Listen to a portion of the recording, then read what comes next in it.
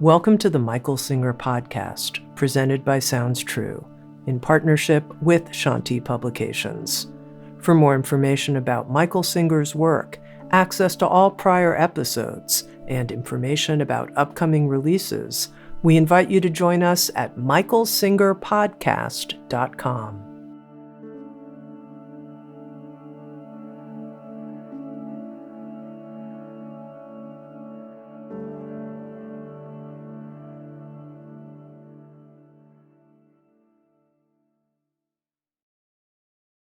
Jagradiv, Jaya Masters. Some people are very, very, very sincere about their spiritual growth. They've either had some experience that lets them know there's a higher part of their being than what they hang out with all day. And they want sincerely to find out how to tap into that, how to feel that, how to live with that. There are many, many paths. There are so many paths about how to grow spiritually, about how to achieve higher states of consciousness, of awareness. Some of them are very willfully oriented. That's the path of traditional Zen.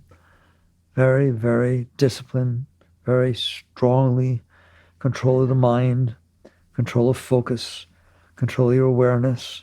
That is the essence of those deep teachings of Zen. And they're very beautiful. They involve struggling. They involve a very, very deep level of surrender, of letting go of yourself. And there are paths that are, I can't teach them, but they're devoid of will. They're just, God will take care of it. All I have to do is recognize the omnipresence and power of the divine light, the divine being, and I don't really have to do anything. If I do anything wrong, I just apologize and go to confession or whatever, and basically it's absolved. There's totally different extremes of the spiritual path between Zen and that type of attitude. Is either one right? They're both right. They're both right. And they depend on your nature. If your nature is one of strong motive, strong will, Zen is very, very powerful, and people have very deep experiences. If it's one of, I really can't do this, I'm not that strong, not that disciplined, and therefore I give it to God. You do it, and I will do my best to allow it to happen. And then there's everything in between. Ramakrishna told it this way. He said, the spiritual path has two very different aspects. He said, it's like the different animals. A baby monkey, if the mother's going to swing through the trees and the baby wants to be taken care of, it has a job to do. It has to grab the back of the fur, you've seen it, has to grab the back of the fur of the mother while the mother's busy catching the vines and swinging. That baby has a serious job that it better do. And then there's the kitten, who just sits there, meow, meow, and mommy comes to pick it up by the scruff of its neck and puts it down where the mother wants it. Ramakrishna always said, that's me. I'm the kitten, right? He's a great yogi, great master. So these paths. The question is, what works for you? But be careful, because you can't be lazy. You can't sit there and say, well, I like the path of eating whatever I want, doing whatever I want, and apologizing afterwards, and so on and so forth. It's not going to work, this I assure you. Where is the balanced path? And what you'll find, and it's really beautiful because the Bhagavad Gita absolutely teaches it, but so does the Bible. They can do what they want with it. But Christ and the Bhagavad Gita teach the exact same core thing, which is, not my will, but thy will be done. That is the essence of the Bhagavad Gita. It's told slightly different. It says, whatever actions you do, don't do them for yourself. Don't have self-motive. And don't tell me it doesn't say that, because it does. And so does the Bible. It says, don't have self-motive. It's not about getting for yourself. The Gita says, renounce the fruits of your actions. Those are just words, but they're not just words. There's a very powerful path, which is you're going to act. You don't sit in meditation all the time. You're going to act. Every single time you act, what is the motive? And that's deep spiritual teaching in itself. Witness consciousness. Take a look at the motive, the real motive, no messing around. What is the motive behind your action? And what you're going to see until you work on yourself, it's about getting what you want and avoiding what you don't want. Do you understand that? Let's be honest. It's always about getting what you want and avoiding what you don't want. Anybody want to argue about that? Okay. That's what you do all day. That's what your mind thinks about. That you're afraid that you won't get what you want. You're afraid that you'll get what you don't want. And if you get what you want, you're afraid you'll lose it. Am I listening? You're going to find that that is what's going on back there until you do deep spiritual work with yourself. So the question isn't, what are you doing outside? It's what are you doing inside? Where are you coming from? And if you want to grow spiritually, you better be brutally honest with yourself. To be look and see, what is my motive? Not paint it white or justify it being what you want or avoiding what you don't want or resisting and so on.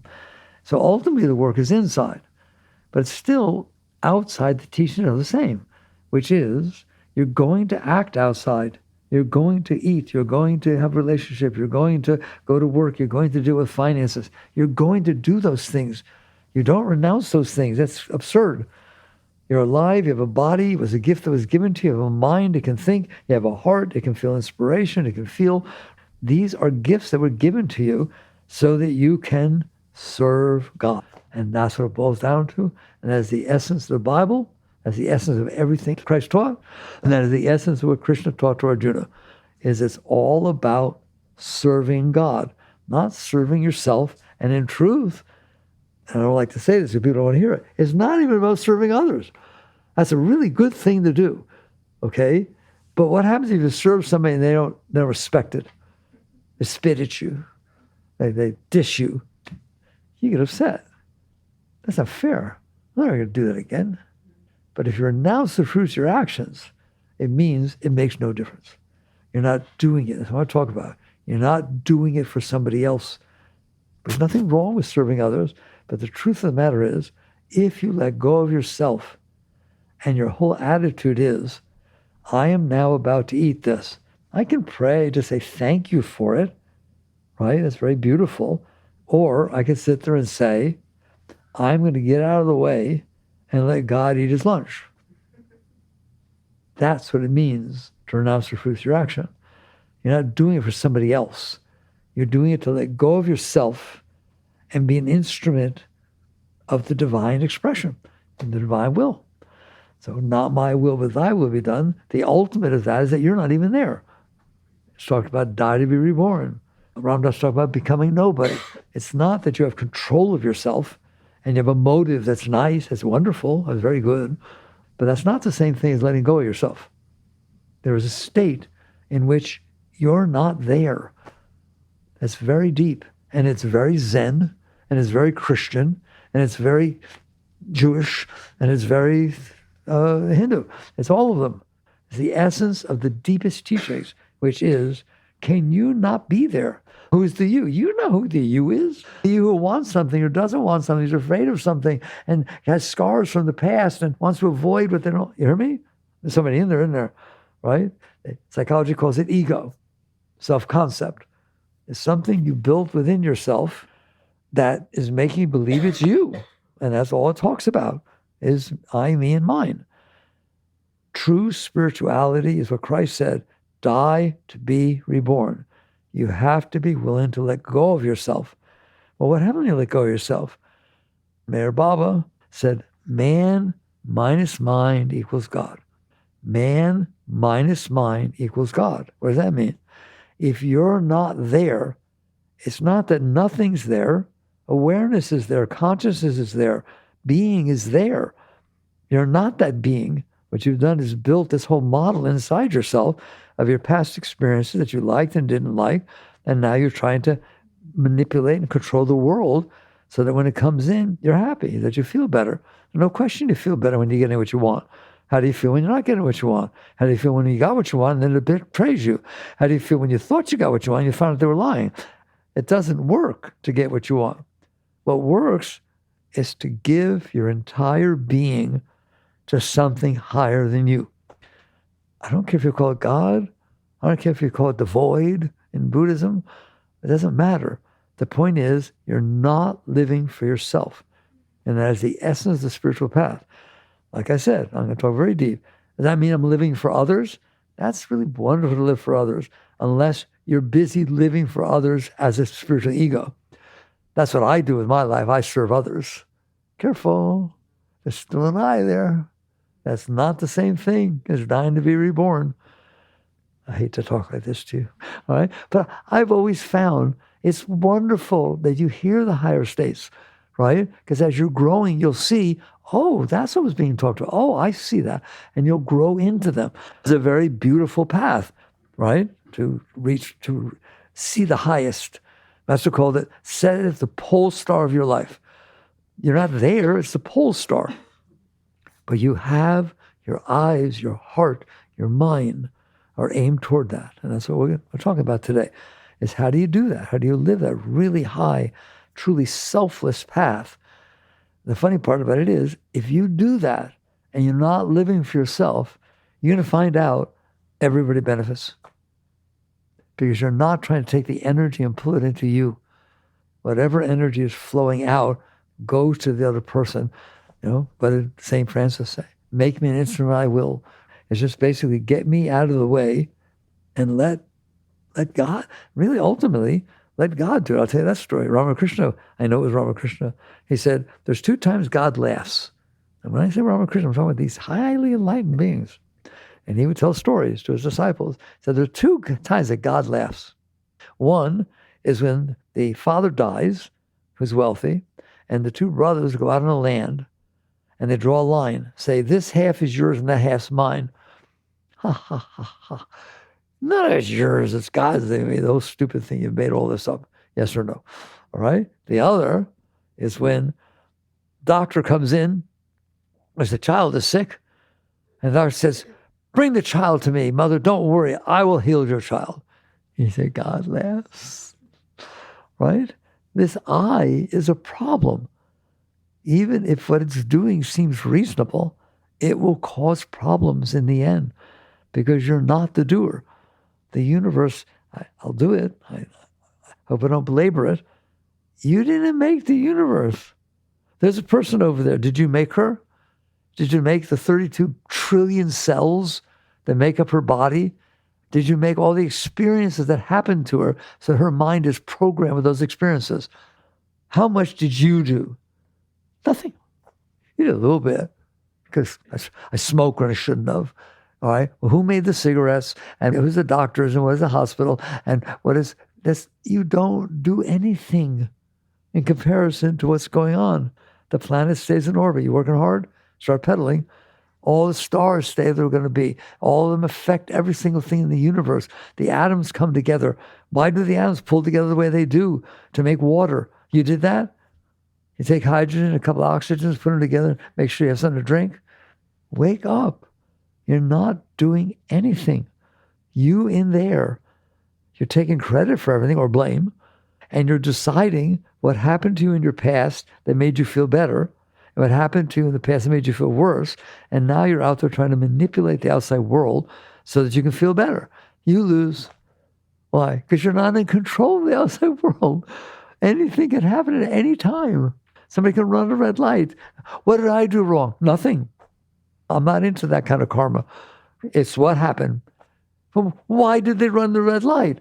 They ran the red light because they were looking down to get a Kleenex because their nose was running, and they went and did the same thing you do every day, but they got in trouble. You're not the doer. And I wish you didn't even have that concept of good things happen because you were good and bad things happen because you were bad. God is the only doer of all the creation. And it's every star, all the galaxies, the black hole. How many galaxies are there? They say 2 trillion at least. How many stars are there in each galaxy? Hundreds of billions. and you're the doer. Sitting here on this little planet, having these experiences, saying, I'm in charge, I did wrong, I did right. If you get rid of the I, all of a sudden consciousness feels this connection to everything. That's what enlightenment means. Enlightenment is not some weird state. The weird state is the I. That you basically are sitting here, one little dot on a tiny little planet in the middle of nowhere saying, I'm in charge. You're not doing anything compared to what is going on, all of which is 1,000,000,000,000 times more important than anything you've ever done. Is your heart beating? What if it didn't? Make your heart beat. Am I done yet? Make your breath go in and out. Make your organs do what they're doing. Go study biology. Go study medicine. Go study physics. Go study anything. No matter how far you go, there's way more. That's what's going on, not you. You made a big deal out of nothing. None of it would be, you couldn't do anything if everything else wasn't doing everything. Can you hear that? Or our ego's so big that not only can we hear it, we don't even want to hear it. How's it put bread on the table? Hello, what is bread? What is the table? And it's like, at least put it in perspective. You're not doing anything. What proportion of everything I've talked about are you actually doing? Nothing. That's what it means to die to be reborn. That's what it means to let go of yourself. That's what it means to become enlightened, is this sense of individuality, of personal self that's busy being somebody and doing something, fades away. You don't fight it. It actually falls away. Why? Because it's not a truth. It's a true non-truth. It's literally ignorance. If you ignore the truth, you're ignorant. The root of ignorant is ignorance. You're ignoring the truth. I tell you all the time. You're sitting on a planet that 1.3 million Earths fit inside the sun. And how important are you? If 1.3 million Earths fit inside the sun, and there's 300 billion stars in your one galaxy, how important are you? Please, I dare you to not ignore the truth. Otherwise, you'll be ignorant. I'm not insulting you to call you ignorant, but you are ignoring the truth when you sit there and say, I'm important. You're not even here for very long. How long are you going to live? 70, 80, 90 years? How long has this planet been here? 1.5 billion years. Not million, billion. And you're going to live how long? 80 or 90? What are you doing? How dare you build a self-concept that ignores all of reality? Fair enough? Okay, that's what ego is.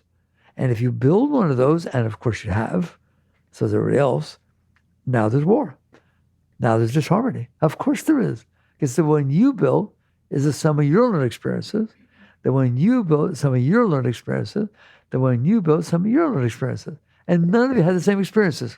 As you walk through your life, you have a unique experience every moment. Nobody else had it. So of course you don't get along. You programmed your ego, your mind, that says, I'm special. I know what's right. I know what's wrong. I know what's good. I know what's bad. I know what you meant when you said that. I. And you believe that. You listen to that.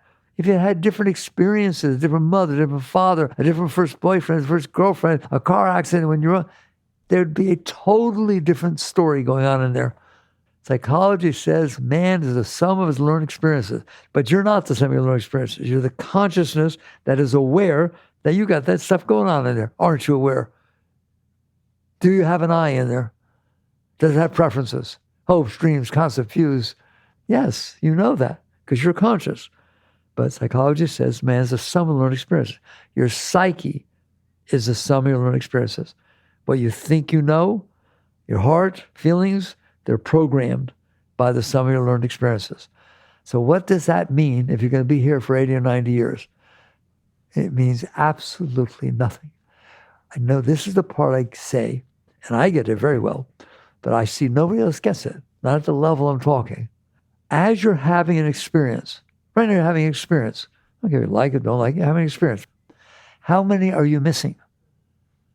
How many potential experiences are going on right now, all over the place, that you're not experiencing? What's the ratio between what you are experiencing and what you're missing? 700 billion zillion trillion to 1. And you're the sum of your learned experiences. What does that mean? You missed the whole thing. How can you know anything? Anybody willing to listen? I know you're not. I'm not trying to degrade you. The truth is, you're a very great being, but your psyche is not.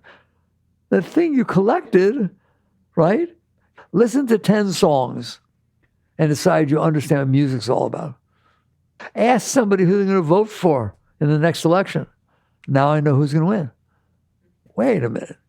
That's not statistically significant. You can't do that. That's a term I learned in college. Statistically significant. I like it. Right? Do you know what your experiences are? Not statistically significant. How can they be? Once again, do you get the point that while you're passing through time and space, you're having these tiny little experiences? How many are you not having? Count them. It's pretty funny. No, I'm going to count the experiences I had and make them be the most important thing in my life. And I'll ignore all the ones I didn't have. And therefore, you're kind of ignorant of the reality. So spirituality is really very honest and truthful and logical. It's not logical to say I'm important. It's logical to say, I don't know how I got here, but here I am. And look at all that's going on. And it could have not happened. I could have looked to the left, see somebody else looking right? Or don't even look anywhere. Be thinking something while something else is happening, and you missed it. Now your life's about what you were thinking about. Can anybody understand? I'm not trying to degrade you. I'm trying to wake you up, right? That's what it means. In any event, the net result is, if you are thinking you matter, you missed the boat, baby. It's when you die to be reborn, when you're willing to sit there and say, I'm here. Yes, I am. And I have experiences. Yes, I do. But so does everybody else. They just have different ones. 8.3 billion people right now are having totally different experiences than you. They are not less important than you. Why would it be? The experiences he had were less important than the ones she had. That's crazy. They're just the experiences you happen to have. What is an experience? Something that came in while you were standing in a given place on the planet Earth. If you go to another place, you have a different experience. Okay? I hope this is helping. This is how you die to be reborn. This is how you let go of yourself. This is what the essence, I don't care if it's Zen, I don't care if it's Christianity or Judaism or Hinduism or anything. It all at its core is about letting go of yourself. About letting go of this thing that I know you don't like it, that I just painted for you, of the truth, right? But what about if I want something? Look, notice, there's an I in there. But give it the credit or discredit it deserves. It's just something that you built in there because of your past experiences. You, listen to me, look at me. You don't want what you think you want. You do not want what you think you want. You want whatever your mind is making up in the moment to tell you, this is how I see things. It will change. Have one experience and the whole thing changes. I'm madly in love with you. Oh my God, you seem like the most perfect person. You what? You killed how many people? Oh my God, I don't have anything to do with you. How long did it take? 4 words. The sum of your learned experiences. You see the difference? Then you may say, well, that's logical. It's not logical. It's just the sum of your learned experiences. Ready? Okay, I don't ever see you again. April Fools. Now what? Oh, that was so funny. Anybody listening? That's how tenuous this stupid thing is. It has no foundation. It's just basically life is passing by and you're standing in a given place. Therefore, you have those experiences. They're not meaningless, but they're about equally as meaning as the ones you missed. Can anybody hear that? You just happen to be standing there when something happened. If you weren't or it didn't happen, you're a totally different person. And so eventually, that's real spirituality. You wake up and say, I don't know anything. I don't know anything. That's your first step. How could you? I just told you the sum of your learned experiences is statistically insignificant. So where do I start? What do I do? You start with honesty. That which is going on in my mind, my opinions, my hopes, my dreams, my concepts, my views are the sum of my learned experiences, which is nothing. If I had different experiences, I would have a whole different thing going on in there, wouldn't I? And so you start with that. But that's hard for you. But it shouldn't be hard. Spiritually, who wants to carry the burden of yourself? How much fun do you have every time you meet somebody to make sure you impress them? How much fun do you have every time you talk to somebody that you walk away thinking, oh, I shouldn't have said that. And I forgot to say this. If I'd said that, it would have been so... Come on, nobody? Nobody does that? Every one of you do that. Why? That's the nature of the personal self. It identifies with itself falsely as the sum of learned experiences. It's not that. It's the consciousness that is aware of the sum of learned experiences. But no, that's a very high state. So instead, you identify with the sum of learned experiences. Now you better go out there and be a good salesperson. Because every person you meet, you're afraid of being rejected. You're afraid of not getting what you want. You're afraid of saying something wrong. You're afraid of burping in the elevator. Isn't that fun? Isn't it fun to carry the burden of the personal self? No. It's a tremendous burden. But it goes away when you get older, right? No, it does not. It gets worse. Why? You've had more experiences. All right? And what's nice, and I don't want to get into it because it's a lot of fun, who said that the experiences you had matched with each other? You met someone named George. You fell in love with him in 5th grade, and you've always been attracted to George. You just love George. Okay? You got George and your key ring, George on this and George on that, right? And now you meet a George who is the biggest bunko that could possibly walk the face of the earth. So now he's in there. Well, which one is it? Have fun.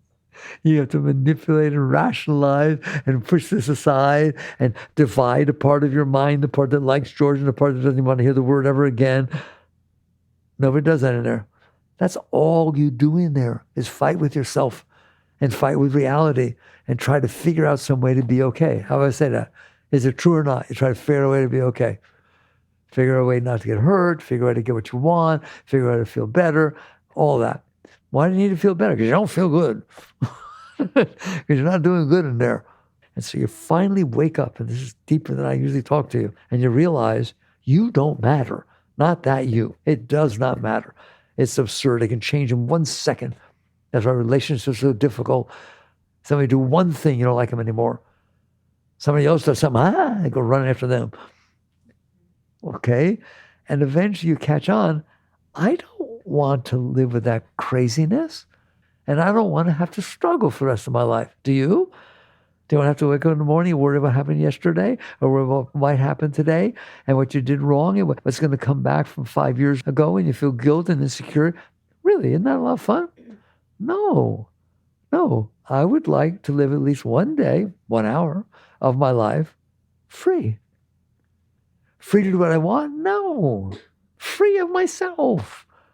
Free to wake up and look at life instead of look at me or look at life through the filter of me and just see what is and let it be and enjoy it and love it. That's what it boils down to. That's the only real happiness is the natural, spontaneous joy of experiencing reality without judgment. Again, the third Zen patriarch, the great way, enlightenment, total enlightenment, is not difficult for those who have no preferences. What does that mean? You have nothing going on in there that is a sum of your learned experiences. It's empty mind. It's clarity. So now it can come in and it can touch me. And it goes on. When love and hate are both absent, meaning like and dislike, everything becomes clear and undisguised. Make the slightest distinction, however, and heaven and earth set infinitely apart. To set aside what you like from what you dislike is the disease of the mind. Avoid such pursuits carefully. So we notice we don't avoid them, and that is what we do, and we're diseased, okay? And the mind has made up what it likes based on, what's it based? You're smart now, based on your past experiences. It's not based on what you didn't experience. It's based on your past experiences. Well, what if I didn't have the experience that I wanted to? You wouldn't even know it existed, except it was part of your past experience. that somebody else said they liked it. It is the sum of your learned experiences, your desires, your fears, your hopes, your dreams, your concepts, your views, your beliefs, sum of your learned experiences. That's all the psyche knows, is what it experienced and how it put it together. There is a state in which you do not have to suffer with that. You do not have to fight with yourself and with everybody else to make it so that you're okay. You're just okay. Why? Why are you not okay? Like I said, I can't do it again. Will you look at all the things that are happening automatically? Your breath's going in and out, your cells are dividing, babies are being made out of single cells inside your body. It's pretty miraculous. Trees are growing out of acorns and oh my grass and the stars. And what are you doing? You're not paying attention to everything. You're paying attention to you. And then saying, I am the center of the universe. You are not. How could you be the center of the universe? So at that level, you're nothing. You're nothing. And guess what? When Ramdas taught becoming nobody, I'll take it. That's what you want. You don't want the burden of the personal self. Well, then what do? You serve what's happening. Well, why would I? Because there's nothing else guiding you or asking you to do anything else. So where I started this thing is to sit there and say, at some point, you see you're serving yourself. And the only way to get rid of that is to serve something other than yourself. And the ultimate of that is to sit there and say, and what I mean by God, doesn't mean you have to mean by God, is the entire universe. Is all the galaxies and all the stars and every atom and all of creation, right? That's God. God created heavens and earth. And look where it is. There it is. Okay? Why don't I eat my food as an offering to that? Why don't I just sit there and say, here, I'm doing this for you. Why don't I pick up the phone call, even at work? And before I pick it up, I'm on a little planet spinning around nowhere with wires or wireless connecting the people together. It's meaningless. It's the stupidest thing in the world. If the whole thing blew up to smithereens tomorrow, a couple of planets would change orbit and nothing else would change throughout the entire universe. So I'm going to pick up a phone. I'll take a phone call for you. I offer it to you. I have no motive, no objective, no right, no wrong, no good, no bad, no success, no failure. How could there be? And you're dead tomorrow anyways. Now, seriously, wake up. Right? 80, 90 years is not a very long time. They've come and gone. How many have come and gone? Well, if there's 8.3 billion here now, I don't want to count how many have been here before. They had them all up. I can just say a secret, though. They're all gone. And you're going to be gone, too. That's another way to look at it. Do you know that? You're going to die. And all this stuff you're worrying about and thinking about and wanting, bye-bye, goodbye. And that's wonderful. You should be totally happy with that. That's a part I don't understand about humans. All they do is complain, yet they don't want to die. They just complain about what happened. They complain what might happen, but no, I want to stay here. I want to die. It's fun, isn't it? So look at yourself from an objective point of view, and you will see that dying to be reborn is a very, very encouraging and enticing thing to do. Becoming nobody is an extremely enticing thing to be. But that doesn't mean you don't do anything. You just don't have a personal motive behind what you're doing. I meet you. I've never met you before. Okay? I feel love. Why not? Why would I be afraid of you? I don't even know you. And even if you did bad last time, so what? Who cares? What did Christ say? Forgive them, Lord, for they know not what they do. Why don't you try doing that? It doesn't matter that last time I saw you, you dissed me. You were in a bad mood. Who knows what happened to you before you met me? So fine, forgive them, Lord, for they don't know what to do. I told you, the Bible, the Gita, the Quran, the Torah, they all teach the same thing. Let go of yourself. And the way to do that is to permit your brilliant mind to include the rest of the universe.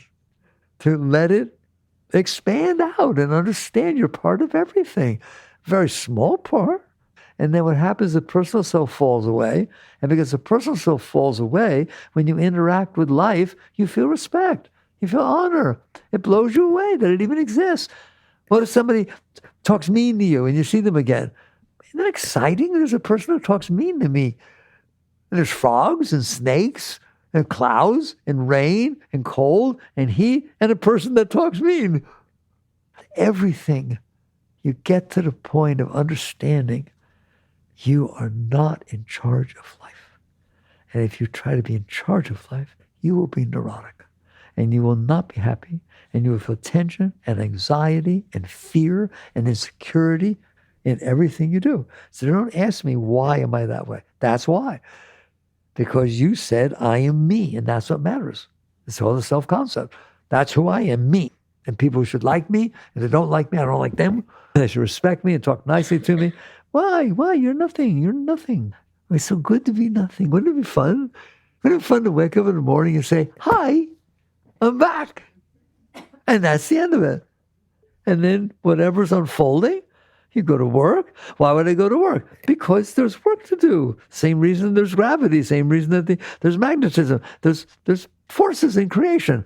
And you serve them. You just basically unfold. And you're going to find if you do that, you start off with a janitor and you end up with a CEO. It's ridiculous, right? Again, isn't it funny? I'm a nice Jewish yogi. I read the Bible once in 1972 or something, right? But Christ said, seek ye first the kingdom of God and his righteousness, and all things shall be added unto you. If you are not serving yourself, you have let go, not suppressing, you've let go of yourself, all right? And your whole being is about letting go of yourself and coming in harmony with the divine force. That's what it means. Seek ye first the kingdom of God and his righteousness. It's about merging back into the divine force, who you are, who your consciousness is, that created everything. What Christ said, he said, my Father and I are one. There's this merger of your consciousness that was staring at you, has stopped staring at you. What happens then? Then it's one with God. It's back to its source. What is back there that's not staring at you? The source of consciousness, which is the divine force that created everything. Right? That's what it means. Seek ye first the kingdom of God and righteousness, and all things shall be added to you. But see, all things shall be added to you. For one thing, you'll be in ecstasy, because that's what's back there, this I assure you. Satchidananda, eternal conscious joy. That's the nature of creation. And you'll come in tune with that, right? And wait till you see what happens to the world. Yogananda came over here in 1920. He hardly spoke English. He didn't have anything. And he gave a talk at the religious conference in Boston. And then founded this entire worldwide organization. He didn't try. He did the work, but he didn't think, I'm going to do this. You just put your mind on something higher than yourself. I'm going to tell you something. I don't ever say it like this. Wherever you have your consciousness, what is below that takes care of itself. Okay? So if your consciousness is at, I want to take care of my family. I don't care about myself. I want to take care of my family. And you really serve like that. You're going to find out that you're able to not spend the money on yourself, not want things and so on, but take care of the family, right? If you sit there and say, I would like to serve humanity, then you're not thinking of your family, right? They're part of humanity, but that's what you're thinking about. Then all of a sudden you're serving a bigger bubble. And I'm telling you, the rest takes care of itself. Does it do what you want? No, but in the end, it takes care of itself. All right? I have honor and respect for the great renunciates. I don't do it. But there are men and women in India that are complete renunciates, sannyas. They don't beg for food. They don't go around with the beggar bowls. That's considered my will, not thy will. All right? And when they walk under a tree that has beautiful mangoes, or beautiful fruit on it. It's so hard for me to talk at this because I would love to live like that. They don't pick it.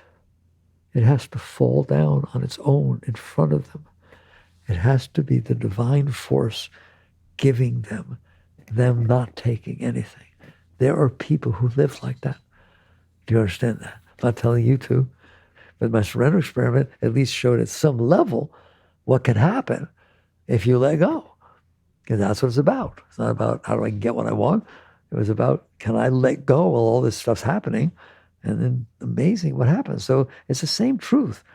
Seek ye first the kingdom of God and his righteousness, and all things shall be added unto you. What a beautiful way to live. but you can't force it, right? Because then you're not seeking it first. I can't want something else, but say, no, I want to tear it away from me and give it to God. You have to reach the state that that's who you are, all right? So we've now laid the groundwork for everything I started talking about. What does it mean to die to be reborn? What does it mean to be nobody? And why would you want to be a nobody? I hope now you wish you were. I'll bet you anything you wake up in the morning, you wish you were nobody. I don't want to carry this burden. It's Buddhist teaching. All life is suffering. Why? Because you want stupid things and you're going to suffer. If you don't, you're fine. But the net result is, how does one really follow these different paths that we talked about in order to really achieve liberation? And that's what liberation means. Freedom doesn't mean the freedom to do what you want. It's not freedom for yourself. It's freedom from yourself. After a talk like this, you understand? Who wants to carry this idiot along with them? With all his problems, his or her problems and desires and fears and concepts and views, hopes and dreams and beliefs. They're all just the sum of your learned experiences. That's what it is. And they're pretty heavy to carry around, aren't they? All right? A wise being wouldn't touch it. But then how do they live their life? First, you let go. How? Part of it is by listening to what I've been teaching you. You're very smart people. So if I teach you that you only had this, your life is like little pearls that as you go through your life, it makes a necklace. Isn't that pretty? Yes, but you missed everything else. Does it mean anything to you? You understand how much you missed? Everything. All right? Fine, you have a pearl necklace at the end of your life. But you missed all of life because you made that be who you are, but it's not who you are. All right? So how do you let go of yourself? One way is to use your abstract mind, not your personal mind, to think about the types of thing I hope you do. I know I don't get the reaction from you when I sit there and say, the sum of your learned experience is nothing because you missed everything. I don't see but someday you'll look at it, right? That's true. If I looked to the left, I had a different experience.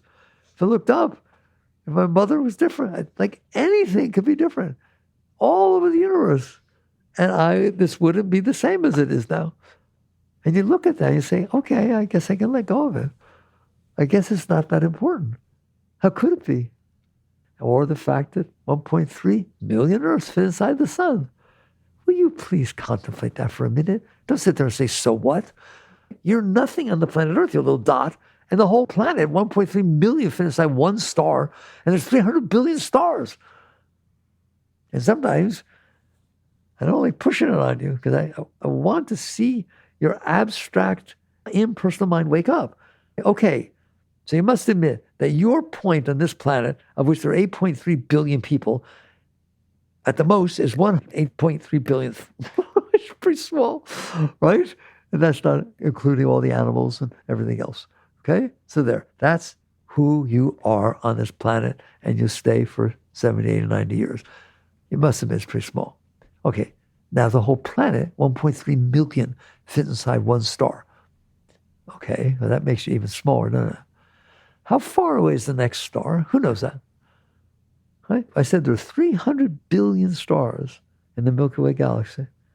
That's a big number. Where's the next star? Alpha Proxima, whatever it is. Where is the next star closest to our sun? Okay?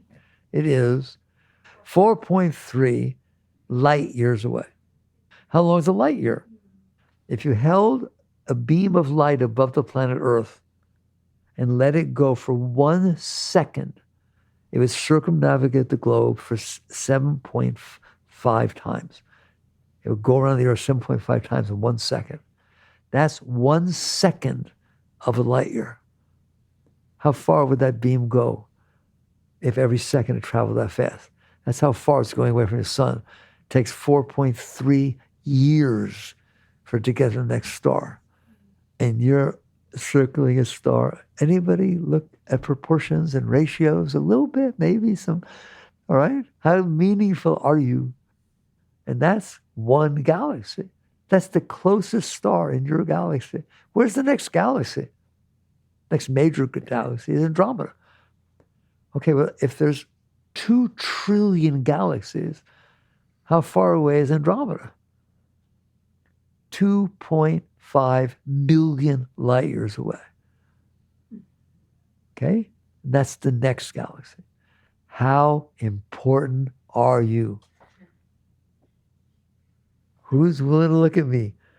Once, I don't care. Do whatever you want when you walk away from this talk, but just once, I beg you, will you stop being ignorant of the truth and thinking you're it? Baby, you ain't it, nor is anybody else around here, okay? And they never will be. You understand that? They all went. Nobody's anything. It's just a stupid thing that we make ourselves up to be important. All right. How do you, first, what would happen if you grew into that? If you let go of yourself, what's left is ecstasy. You don't have to seek joy. You are joy. You are joy. Listen to me. Right now, no spiritual work, right now, you in there who hears me are joy staring at the junk you collected over the course of your life, of which the vast majority is negative. It never hurt you. You still got it in there. Is that true now? The consciousness is 100% addicted to staring at you, at your self-concept, what you put together. Do you have to? Of course not. Right? Well, what happened if you didn't? You'd feel ecstasy all the time. Then what would you do? You'd serve. There's nothing else to do. If you love somebody, what do you do when you interact with them? You better work hard. You better act like you love them. I don't have to act like I love them. I do love them. Well, what happens if you don't have any junk in your way that's interfering with this flow of the love, the flow of the Shakti? It doesn't interfere. It comes out. Forgive them, Lord, they don't know what to do. You who is without sin, throw the first stone. Judge not that you should not be judged. It's constant in all the scriptures. And so you finally one day wake up and realize, okay, I would love being like that. I would love to be liberated. That's called liberation. That is Jiva Mukta, a liberated being. Okay? So how do you go about it? It is very easy to understand the path, not so easy to do. What you do is you wake up and you realize you're full of you. Okay, I woke up. Today, I'm going to go through this one little orbit. It's not orbit, forget it. A little rotation on the planet. It's done so, right? 365 times a year for 1.5 billion years. Get another one of those chucks. And I'm going to look at what's happening in front of me and honor it. I'm going to say thank you. Okay? It's like, what is there like? Try to respect it. Try to respect what is unfolding in front of you. Why? It's a magic moment. It's the only moment you'll have in that moment. And you start to realize, I can like it. I can like the heat. I can like the cold. I can like the driver in front of me. I can like things. I don't have to not like them. If you don't like something, is it fun? Answer me right now, very smart people. If you really, really don't like something, are you having fun? If you really, really like something, are you having fun? Well, like the damn thing.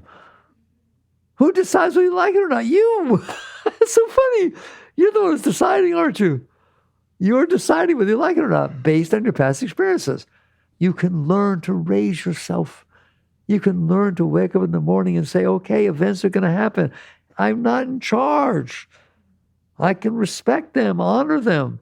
And you do the best you can, and you'll get higher. You'll get higher if you do that throughout the day. And then that higher is energy that helps you do it the next day better, and the next day better. But what if there's this thing called dharma? You've heard the word dharma, right action, right? Because if I'm doing that, that's the highest reaction, by the way, is letting go of yourself. But if I'm doing that and letting go and creating positive energy inside, what about the outside? You now are bringing good energy into the outside. Instead of bringing your complaints and your desires and your fears and anxieties and your manipulations, you now are feeling light. You're feeling higher. Every day you do this, you feel higher because you let go of some of the stupid stuff that you were complaining about. You don't have to do it. Just don't complain.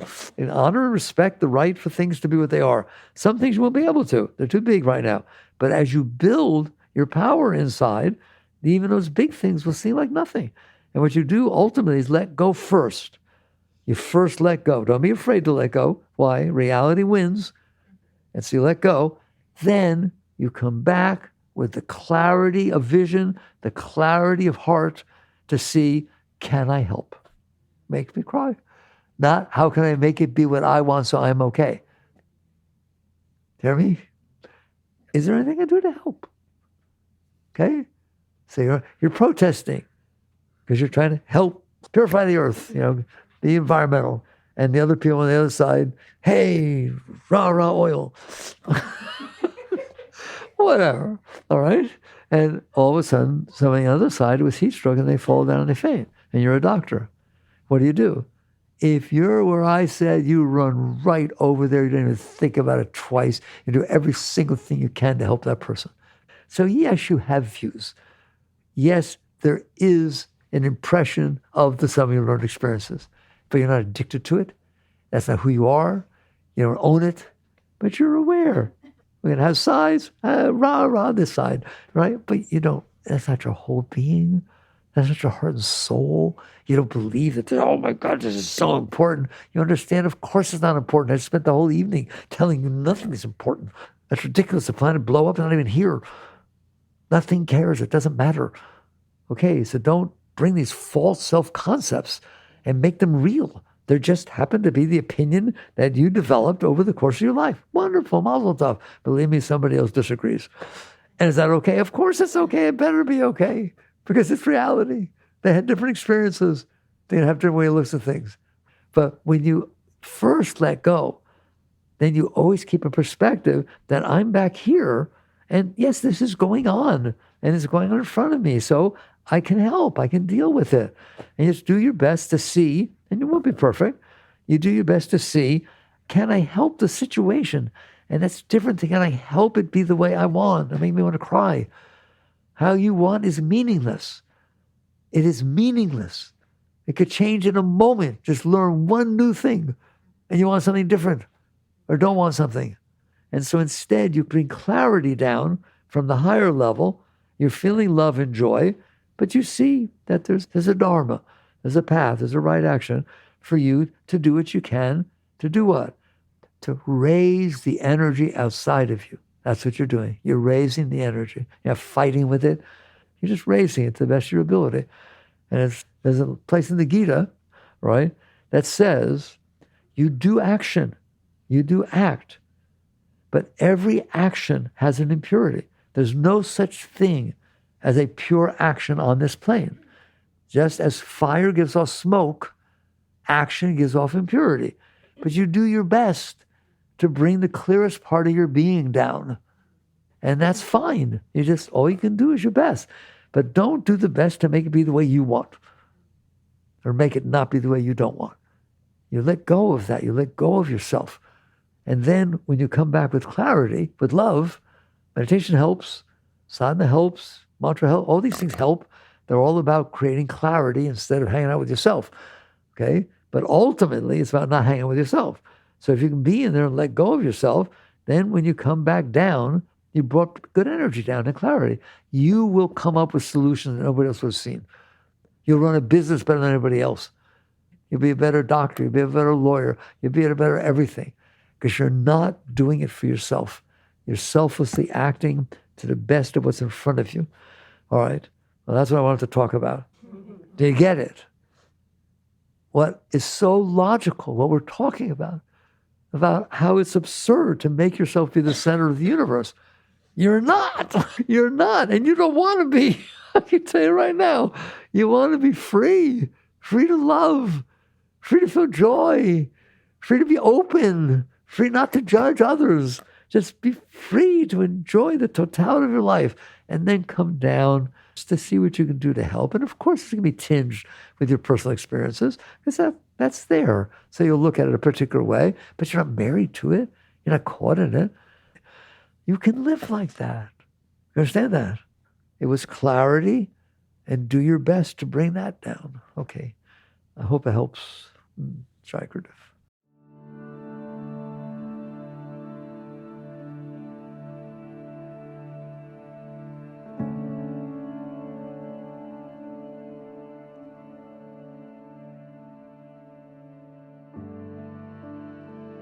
You've been listening to the Michael Singer Podcast, produced by Sounds True in partnership with Shanti Publications. For more information on Michael's body of work and all back episodes, please join us at michaelsingerpodcast.com. Thanks so much for listening. Sounds True, waking up the world.